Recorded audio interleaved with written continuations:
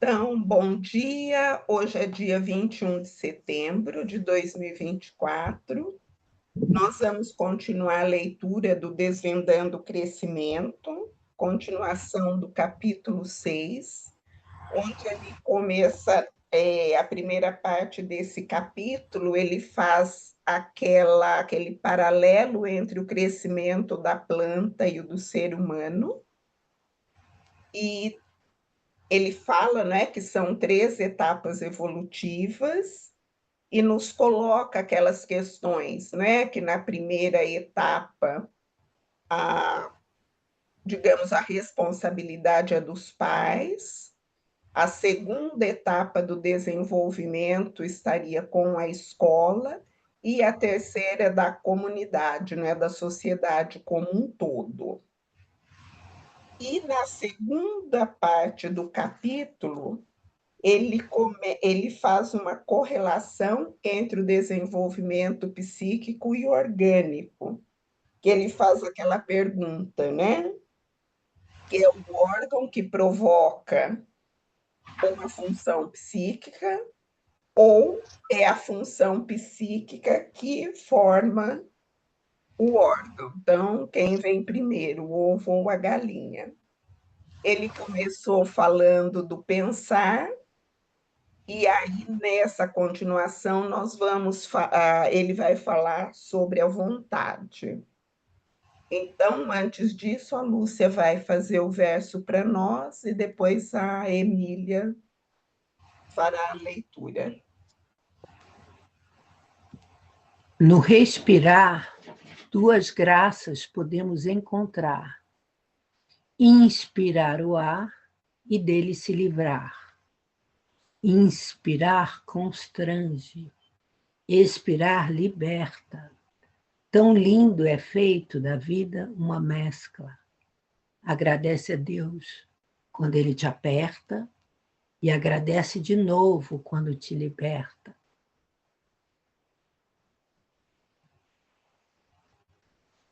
Obrigada, Lúcia. Emília, com você.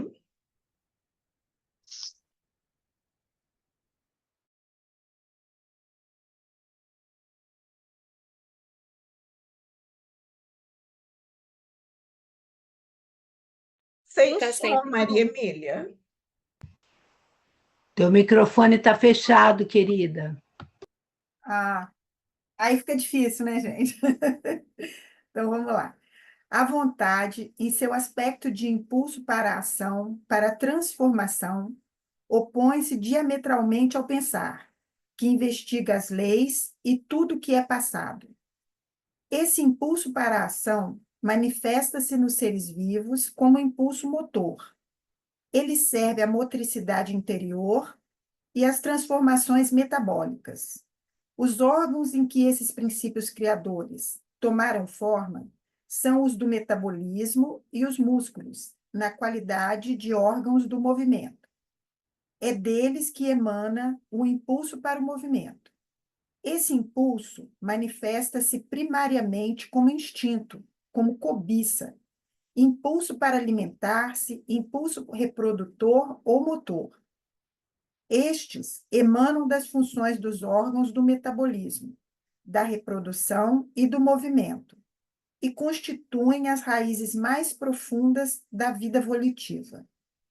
Fala-se em vontade consciente apenas quando esse impulso entrou em contato com a atividade reguladora e cognitiva dos pensamentos.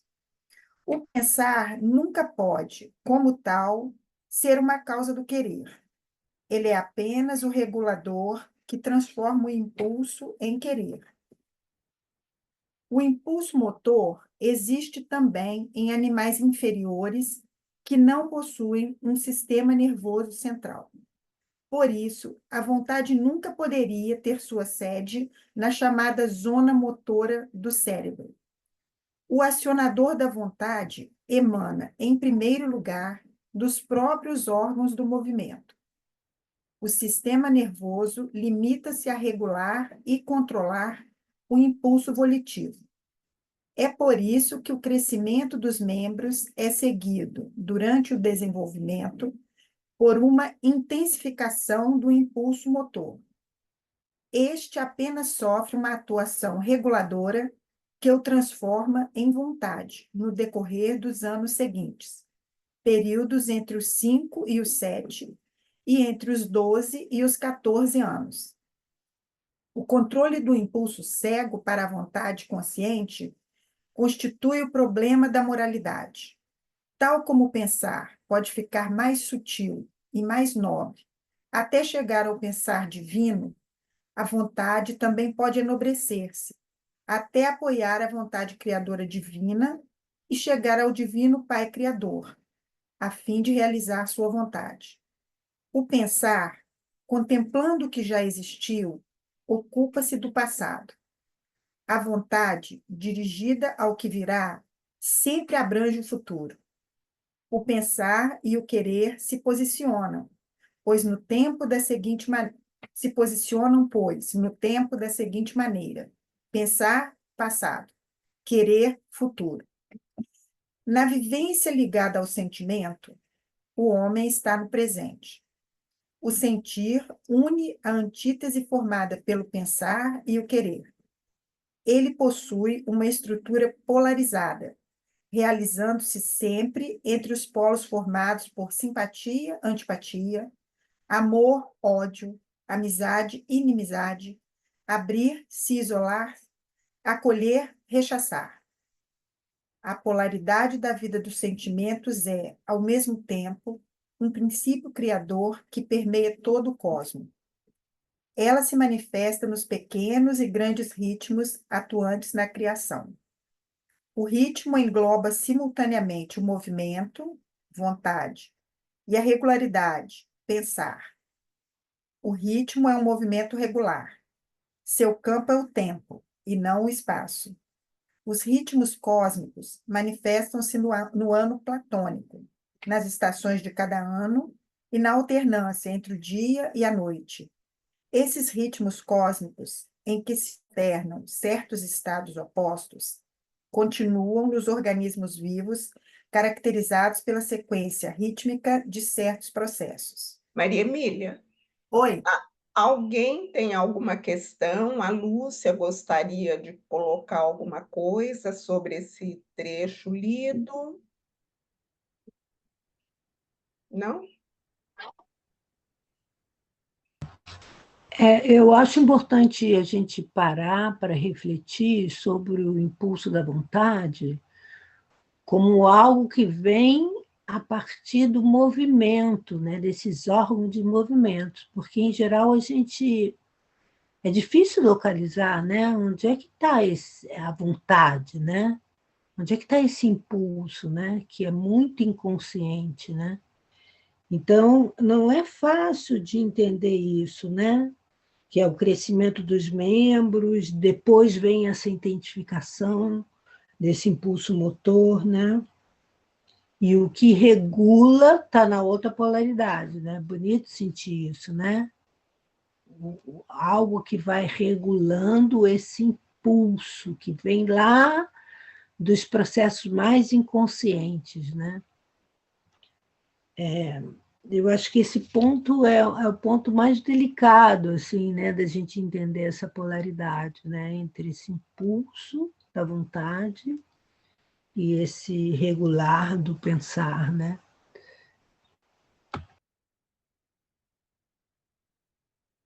pode continuar? Posso continuar, gente? Então, tá. Se ninguém mais tiver nenhuma colocação, podemos. E a Eliane está perguntando qual página. É na 104 do livro novo, Eliane.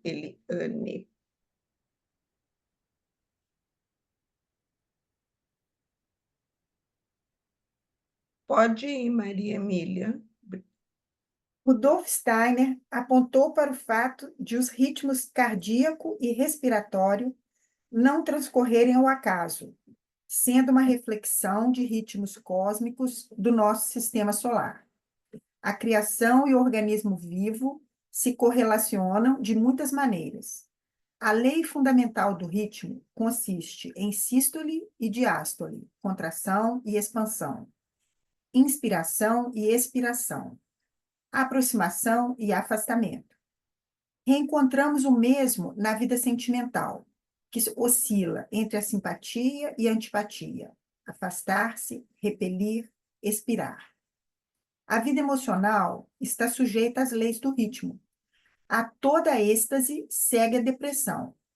A toda opressão, uma libertação. Goethe falou disso em sua poesia do Divã Ocidental Oriental. Leio o poema de novo, Cristina? Dupla graça vive na respiração. Inspirar ar e soltá-lo do pulmão. Se aquela oprime, esta vem aliviar. Maravilhosa é a vida em seu mesclar. Se Deus te aperta, agradece mesmo assim. E agradece ao te soltar de novo, enfim. Os sistemas que determinam os ritmos vitais em sua diferenciação, do organismo monocelular até os seres mais evoluídos, são a respiração, a circulação sanguínea e os órgãos gastrointestinais que funcionam ritmicamente. Como, todavia, o ritmo vital é uma qualidade de cada célula individual, ritmos mais sutis se encontram também em todos os outros órgãos. Quando, referindo-se ao sentimento, a sabedoria popular fala de um bom coração ou de um coração de pedra, reside aí uma grande verdade. Naturalmente, não se pode afirmar que nós sentimos com o coração e o pulmão. O órgão anatômico coração serve à circulação do sangue e o órgão pulmão ao metabolismo dos gases. Porém, é no ritmo constituído de sístole e diástole, no coração, no estômago e nos intestinos, bem como na inspiração e expiração, que vivem os sentimentos. Durante toda a vida, existe uma estreita relação entre a vida emocional e os ritmos, relação que não é regulada pelo sistema nervoso central, mas pelo sistema nervoso simpático. Essa relação entre a vida emocional e os ritmos da respiração e da circulação é ainda muito íntima durante a infância.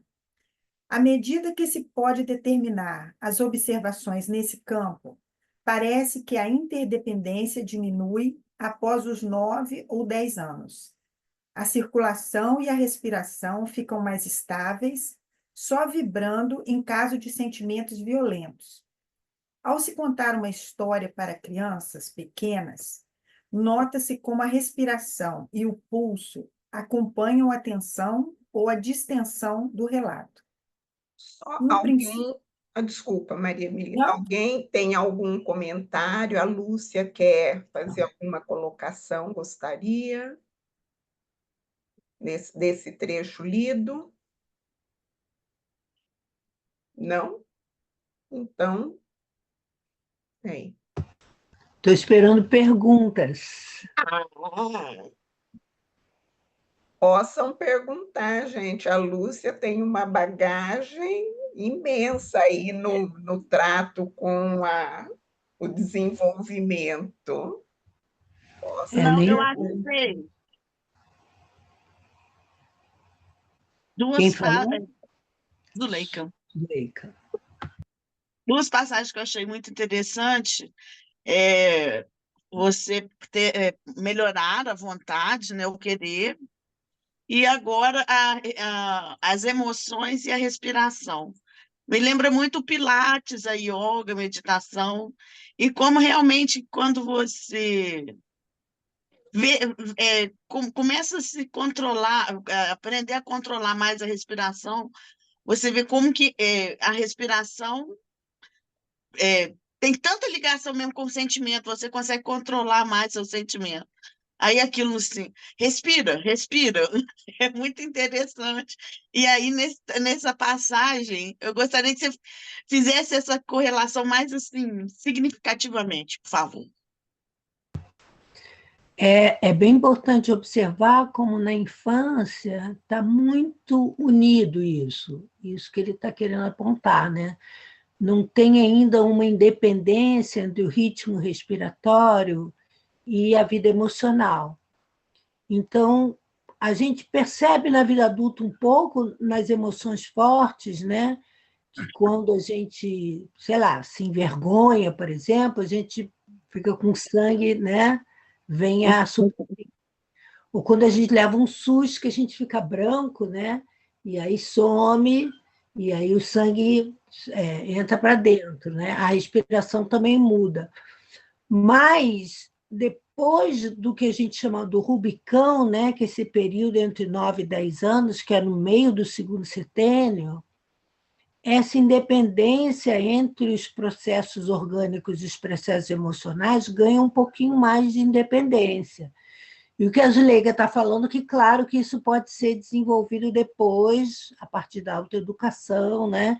De você ter um maior controle das emoções e a partir da respiração e tudo isso, né? Isso é uma sabedoria bem antiga, né?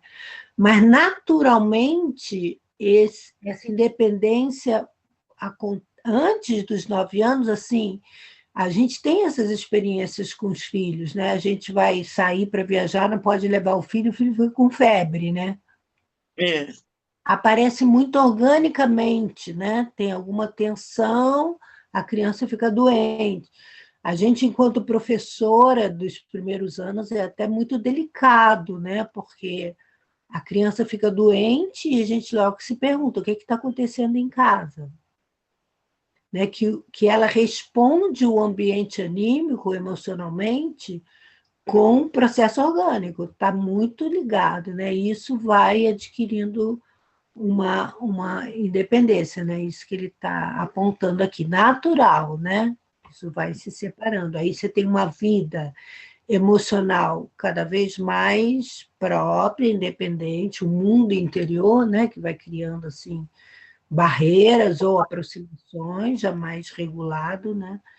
E o mundo orgânico funcionando com seus ritmos próprios, né? Ô, Lúcia, em relação às doenças respiratórias, principalmente a criança, é também, de fundo, né, problemas emocionais, algum desenvolvimento que deixou de ser feito? Eu acho que a gente pode partir do princípio que todas as doenças têm um componente emocional e um componente espiritual também. Tudo é junto, né? E tudo faz parte de uma unidade. Nunca a gente tem só físico, só emocional, ou só espiritual, digamos, né? No adulto, isso é mais assim separado, mas sempre tem. Na criança, isso é uma constante. Se tem uma doença física, tem um componente emocional muito claro, muito óbvio, assim, né? Sempre é, né? Mas para o adulto também. Então, eu acho sempre bom, a gente sempre se pergunta, né, o que essa doença está querendo dizer, o que ela está querendo ensinar, principalmente, né? A gente sabe a doença como um caminho de aprendizado, né? É. Então, algo precisa ser mudado, minimamente nos hábitos, né? Na forma de se relacionar. A respiração tem a ver com troca, né? Dentro e fora, né? Enfim, acho que todos os processos orgânicos a gente pode ver também desse ponto de vista, né? É. Obrigada. Uma boa pergunta também é quando isso começou? O que estava acontecendo quando começou esses sintomas, né? Começaram, né? Desculpe. A Eliane está com a mão levantada. Pode falar, Eliane.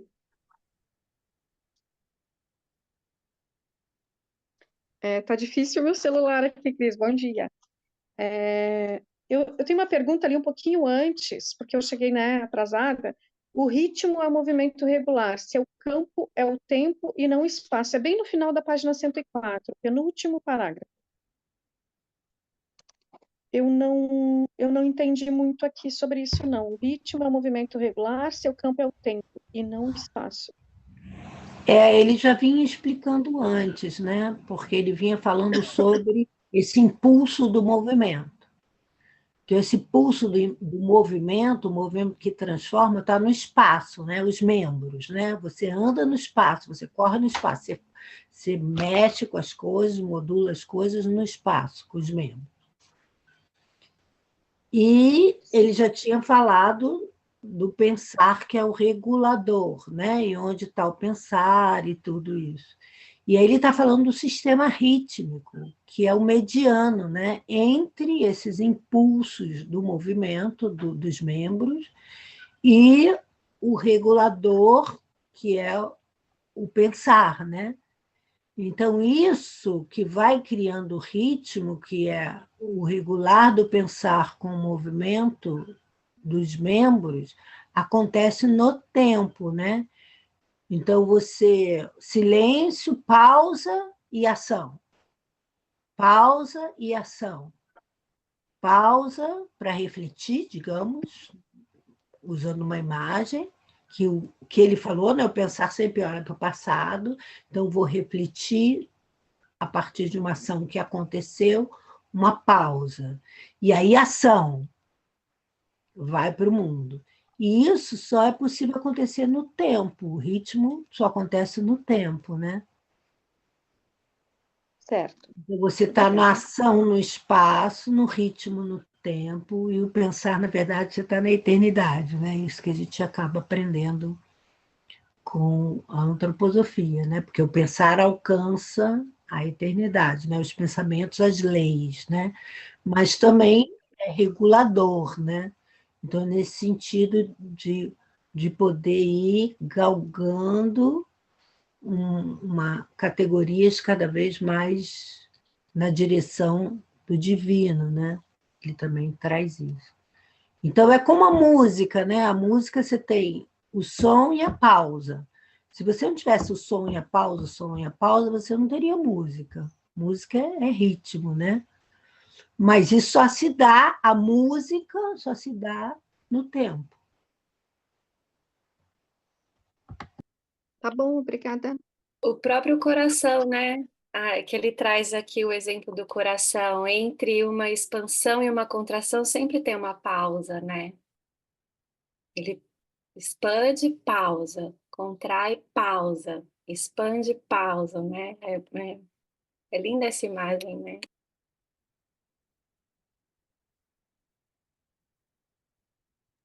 Podemos seguir?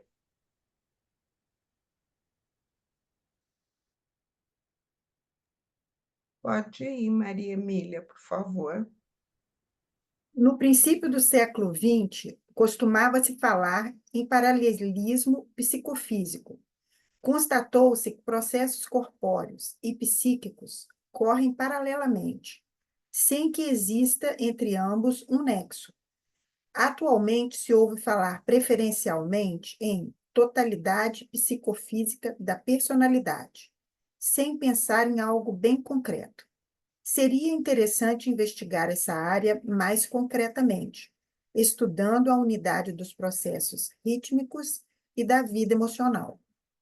Nesta exposição, baseamo-nos apenas em argumentos sucintamente mencionados, a fim de estatuir a unidade psicológica original entre o pensar e o sistema nervoso central, o sentir e o ritmo de certos órgãos localizados principalmente no tronco, a vontade e o aparelho motor, constituído em particular pelos membros. O princípio da Trindade Divina, conhecida como Pai, Filho e Espírito Santo, reflete-se na Trindade humana como querer, sentir e pensar. Esta é representada, falando-se de modo esquemático, corporalmente pelos membros, o tronco e a cabeça. Esses critérios não têm apenas valor teórico ou científico, possuem um significado diretamente prático e pedagógico. Se a matemática visa desenvolver o pensar lógico, A ginástica e os esportes devem conduzir ao desenvolvimento da vontade, mas é principalmente a brincadeira infantil que educa esta última. Conforme já foi dito, o brincar intencional é um indício da vontade que desperta. Antes disso, o brincar ainda se relacionava com as funções rítmicas. Seu novo aspecto acompanha o alongamento dos membros. Pedagogicamente, convém plasmar a vontade diretamente nos membros e não na cabeça. Deveríamos treiná-los ativando os braços e as pernas das crianças. Se ensinarmos as tabuadas a crianças com desenvolvimento normal ou mesmo atrasado, fazendo com que batam palmas ou os pés, elas aprenderão mais facilmente do que ao ter de ficar sentadas quietas e com as mãos juntas. Neste último caso, o impulso motor represado manifesta-se depois das aulas como vandalismo. Só um No momento. caso da... Alguém tem alguma pergunta sobre esse trecho? Eu achei bem interessante, eu nunca tinha associado essa questão do aprendizado com o movimento. E no último encontro, a Eliana Praça deu um exercício para nós, é uma marcha, que vai fazendo com a tabuada, e eu não tinha entendido, agora é que eu entendi por que se faria isso com as crianças. Achei muito legal isso. Eu gostaria que a Lúcia falasse um pouco mais, porque fala dessa vontade da criança, dessa educação, né? Eu gostaria. É muito lindo dentro da pedagogia Waldorf, né? O quão é importante a criança estar se movimentando o tempo todo, né? Desde o jardim de infância ter esse movimento espontâneo, né? Que está mais nesse ritmo mais espontâneo, aqui como é que ele chama? Que é a vontade que ainda está inconsciente, que ainda não está desperta, né? E depois, para ir entrando esse regular, né, que ele falou, esse caminho da vontade de se despertar e até chegar a um autodomínio da vontade, né? Então, tem as brincadeiras que começam a vir com normas, né? Isso a gente conhece bem, as regras das brincadeiras, isso é fundamental, né? Porque aí começa a não ser mais tão espontâneo, mas ter regras, né? Com jogos, né? E tudo isso. E é isso dentro do ensino é maravilhoso, porque você coloca o ritmo aí, né? Não só na matemática, como no português, em tudo, né? Tem um exercício também que você começa a falar as poesias de trás para frente. Então, você brinca, né? De falar, olhe bem, bem olhe. E anda para trás, né? Porque isso vai internalizando no próprio organismo da criança. E a criança não está ainda com esse pensamento abstrato, né? A criança até 12 anos ainda tem esse pensamento que ainda está muito envolvido pelo sentimento, né? Pelo sentir, pelo ritmo mesmo. E é muito importante perceber quanto a criança precisa se movimentar para depois, na vida espontânea, na vida social, esse movimento não ser um movimento caótico, que possa, inclusive, prejudicar o ambiente, alguém, né? E hoje em dia a gente vê muito isso, a criança super parada diante do computador, do celular, né? E depois ela fica com os movimentos danificados mesmo, assim, né? Ele fala aqui, inclusive, do vandalismo, né? Isso é uma coisa bem séria mesmo, né?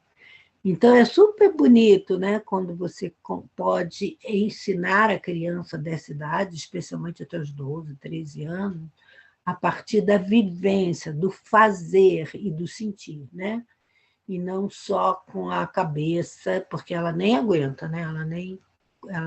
Ela às vezes faz por obediência, assim, né? Ou por vislumbre das regras, né? Do castigo, mas ela fica muito reprimida, né? A criança precisa se movimentar. E é uma coisa interessante a gente pensar que o desenvolvimento do sistema neurológico, né, ele precisa de movimento, né? Quando tem alguma lesão neurológica, qual é a terapia? É a fisioterapia, né? É o movimento. Então, o sistema neurológico ele se regenera ou se constrói a partir do movimento. Então, se você não permite o movimento, você não permite esse desenvolvimento desse sistema tão bem quanto a partir do movimento. Obrigada, Lúcia. Eliane?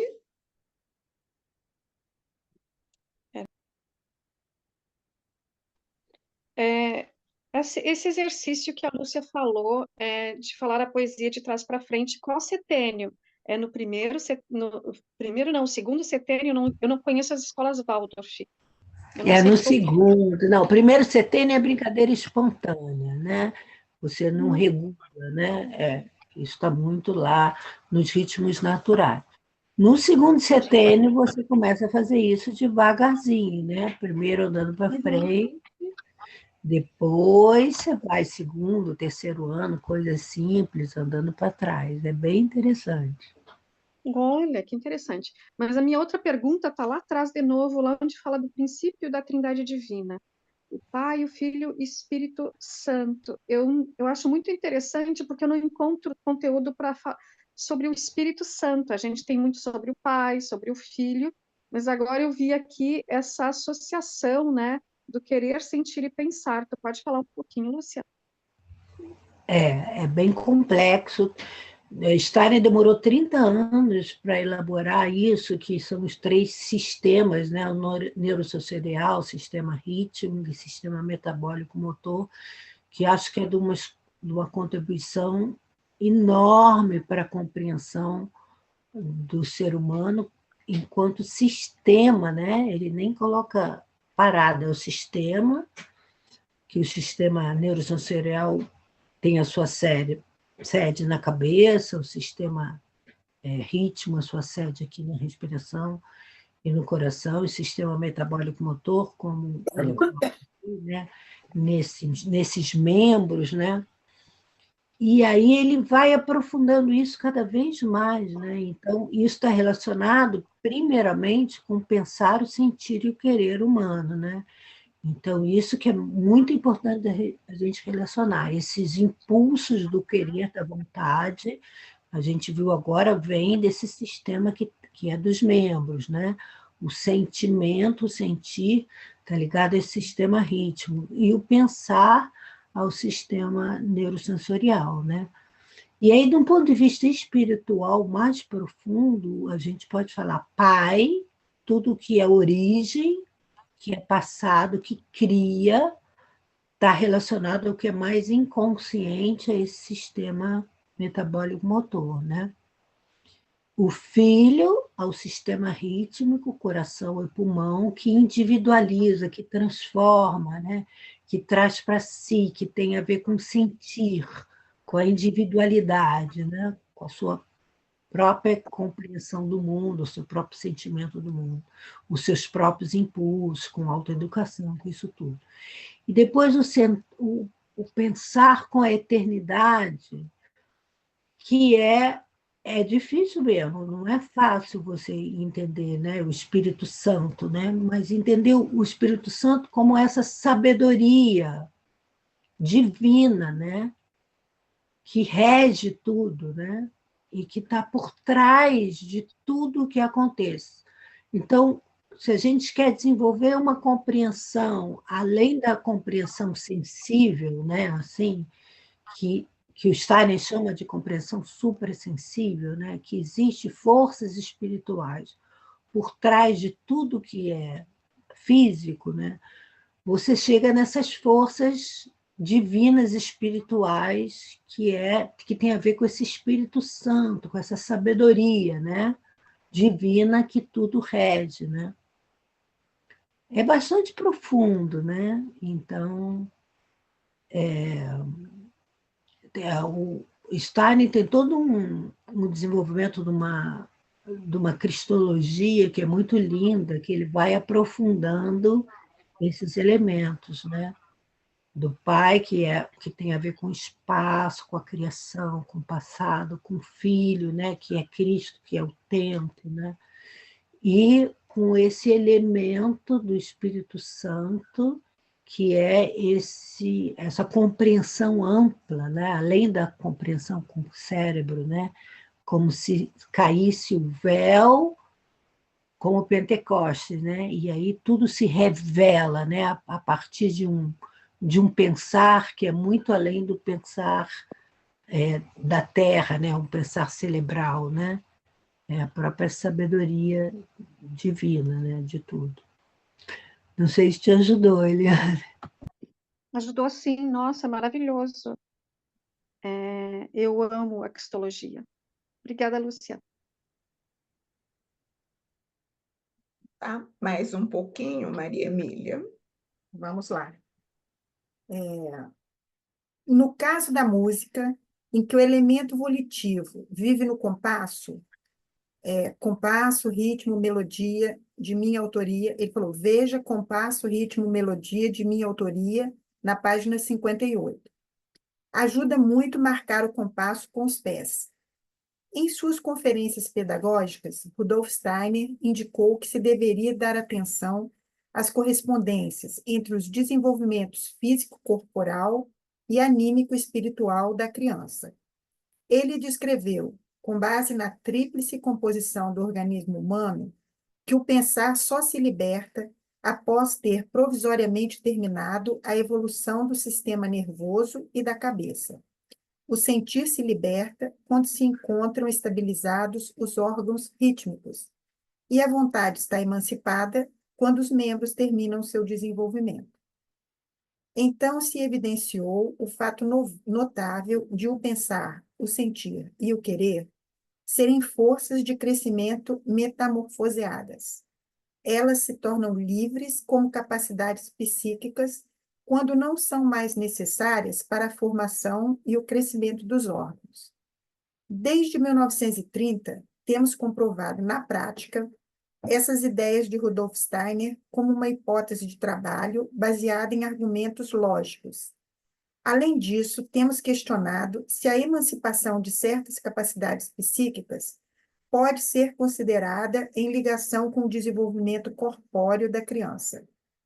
Durante esse estudo, ficou evidente que a emancipação de funções psíquicas ocorre em etapas. Estas coincidem sempre com determinadas transformações orgânicas descritas em linhas gerais nos capítulos precedentes. Em casos de desenvolvimentos difíceis ou anormais, sempre se verificou a possibilidade de predizer um nível, já existente ou ainda inexistente, do desenvolvimento psíquico com base no desenvolvimento corporal, e vice-versa. A grande evolução física de determinados sistemas de órgãos pode ser deduzido do desenvolvimento psíquico. Sempre se notou que tais determinados sistemas precisam ter alcançado certos graus evolutivos antes de serem libertadas as funções psíquicas relativas a eles. Eu acho importante parar aqui um instantinho, porque isso é bem difícil de entender, mas é por conta disso que nas escolas Waldorf não se alfabetizam no primeiro setênio. Porque todas as forças psíquicas da criança estão voltadas para a formação orgânica, e especialmente para a formação do sistema neurosensorial, primeiro setênio, primeiros 7 anos. Então, o que acontece? Se você força o pensar, que ainda está muito ligado com essa função desse sistema neurosensorial, de formar esse sistema neurosensorial, se você força para ele abstrair, né, fazer outras funções que não essa, você vai ter consequências futuras, porque esse sistema neurosensorial não vai ser formado adequadamente. Isso vai aparecer lá na terceira fase da vida. E aí isso é é uma das compreensões porque que hoje em dia a gente tem tantas doenças neurológicas cada vez mais cedo, né? Então, se você puxa a criança muito intelectualmente, você está puxando um pensar que ainda não está livre. Ele só vai estar livre quando o sistema neurosensorial estiver formado, que é especialmente a partir dos 7 anos, né? Continua ainda se desenvolvendo, mas formado especialmente aqui. Depois, a mesma coisa em relação ao sentir, que tem a ver com julgamentos. Então, essa cultura que a gente tem de deixar para a criança, para ela julgar, né? O desenvolvimento da crítica muito cedo, né? Antes dela poder viver a beleza do mundo, né? É uma pena, inclusive, né? Porque esse sistema rítmico, esse sentir, ainda está muito nessa formação do sistema rítmico. Então, a criança não tem condição de julgar, né, de saber o que é certo e o que é errado. Por isso que na escola Waldorf a gente tem o que a gente chama da autoridade amada. A criança na cidade adora que a gente diga o que ela tem que fazer, porque ela se entrega mesmo, porque ela ainda está, o sentir dela ainda está formando esse sistema rítmico, né? E aí, mesma coisa em relação à vontade que ele fala, né? Então, só depois desse sistema dos membros estar formado é que a gente pode ter uma vontade autônoma, né? E aí é terceiro setênio, né? Tanto que a gente só tem a questão de aos pouquinhos entregando a independência para o jovem, para ele sentir as consequências, junto com a responsabilidade. Isso tem super a ver com o sistema, porque assim, se for muito cedo fazer as suas vontades no mundo, vai fazer besteira, né? Então tem a ver com maturidade. Deu para entender um pouquinho, né? O quanto que esses tempos precisam ser mais respeitados para que essa maturidade possa acontecer e para que não tenha consequências muito sérias depois no futuro, né? Maria Emília? Eu estava pensando, a Lúcia já respondeu muita coisa. Eu estava pensando assim, hoje em dia a gente está lendo muito sobre essa Gen Z, que é a geração Z, né? Que agora está entrando no mercado de trabalho, está com muitas dificuldades. Segundo a gente lê, tem muito empresário que nem quer contratar essas pessoas, porque são meninos que só querem fazer o que querem, não aceitam ordens, esse monte de coisa. Claro que tem, eu acho, né? Tem a ver também com a gente sempre estranhar as novas gerações. Mas está uma coisa tão assim consistente, né? Um monte de gente reclamando, empresários, professores. Eu me pergunto, esta é uma geração de crianças, primeiro, que teve um tempo que todo mundo achava bonito ensinar inglês para criança com 3 anos, botar na escola e aprender a ler com 4, 5 anos. E a gente sabe que teve isso, nem sei se ainda tem, mas eu lembro que ficou assim, não, porque o cérebro infantil tem muita plasticidade, então quanto mais cedo aprender uma segunda língua, quanto mais cedo ser alfabetizado, melhor ainda. E fora o próprio. Gente, eu estava na minha aula de natação e depois estava no banheiro tomando banho e estava ouvindo uma mãe, que tem também aula de natação de criança, com um menininho pequenininho, aí falando assim: você quer que passe sabão no seu corpo? Não. Ah, então tá. Então não vamos passar no sabão. Você quer que enxuga você? Não. Ô, gente, que isso? Entendeu? Quer que passa sabão? Quer que enxuga? Que negócio é esse? Dá logo banho nesse menino aí, pronto, acabou, entendeu? Então, eu fico pensando assim, isso que você falou, Lúcia, se tantas responsabilidades colocadas em umas criancinhas tão pequenas, no dia a dia, você quer isso, você quer aquilo, você concorda, você não concorda? Como assim? Sabe, se essa nova geração que está aí agora, entrando no mercado de trabalho e está dando trabalho, se já não é resultado dessa coisa tão precoce, sabe?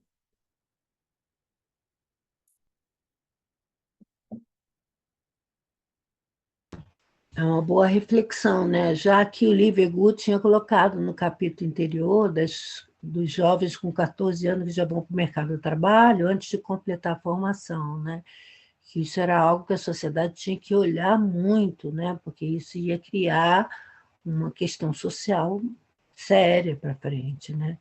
Então, de fato, né, a gente tem uma série de questões e de situações que vão gerando conflitos sociais muito sérios, né? Não só essa que você falou, como essa que o Livergood falou, como outras questões que eu acho que agora cada vez mais estão provocando doenças, né? Que é essa questão de muito cedo a criança estar diante das telas, né? Outro dia eu estava ouvindo uma live sobre os vícios, né? Que hoje tem apostas, vícios, então, com uma grande população perdendo dinheiro em apostas por celular, assim, né? Dinheiro que não tem e que é uma coisa fácil de envolver o sujeito justamente porque ele não tem vontade, né? A vontade não foi desenvolvida, né? Então, vícios é muito mais fácil de tomar em conta, né? Com a vontade não desenvolvida. A gente vive um momento muito sério, né, gente? A gente precisa se trabalhar, se fortalecer muito para dar conta do que está vindo, a gente já vem, e do que ainda vai vir, né? Mas estamos aí, né? Para viver isso da melhor maneira possível, né? E aí, Lúcia, eu acho que tem os dois extremos. Ao mesmo tempo, você exigir de crianças tão pequenas que tomassem decisões que não precisava, você criar pessoas que a vontade fica tão comprometida que hoje você vê que, como você falou, é muito fácil guiar essas pessoas, sem falar no tanto que elas conseguem simplesmente, sabe, idealizar cantores, influencers. Você vê que tem certos influencers que você fica pensando assim, como é que alguém pode se deixar influenciar por uma pessoa dessa? Mas justamente porque eu acho, como você falou, a pessoa não desenvolve a vontade. E aí, como existe lá, criança, essa necessidade de uma autoridade, de alguém escolher por ela, quando ela fica mais velha, qualquer um leva ela na conversa. Essa necessidade de ter um ídolo, de ter um pai, vamos dizer assim. Não sei. São coisas que eu ando refletindo, sabe? Como as pessoas hoje se deixam influenciar por.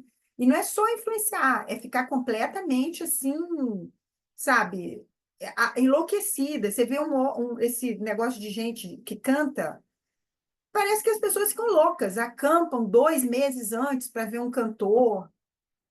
É muito doido isso e preocupante. Agora, por outro lado, Emília, eu acho que é bem importante a gente voltar o olhar para si próprio, porque a gente vê essas coisas muito expostas, muito evidentes, muito grandes fora, mas a transformação começa dentro, né? Assim, então, a gente olhar quais são as pequenas coisas que a gente também faz nessa direção. Porque a gente só pode mudar aquilo que está no nosso alcance, né? E pelo menos a gente pode fazer alguma coisa, se trata de fazer, né? Porque senão a gente vai ficar olhando para isso e vai ficar imobilizado, né?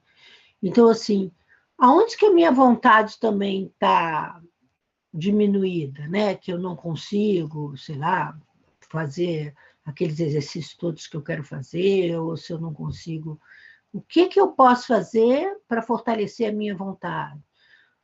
Quando o meu sentir também está fora de si, que eu acabo reagindo de uma forma que eu não gostaria de reagir, né?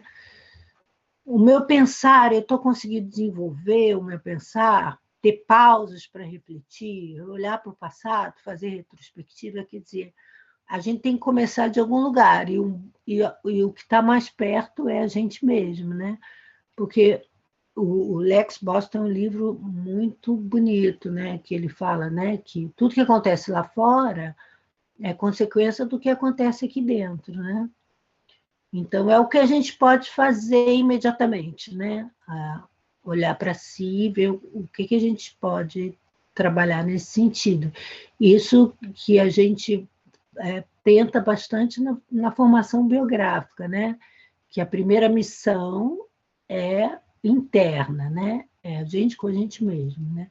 Como é que a gente pode desenvolver esses aspectos para depois poder apoiar o mundo nesse sentido, né?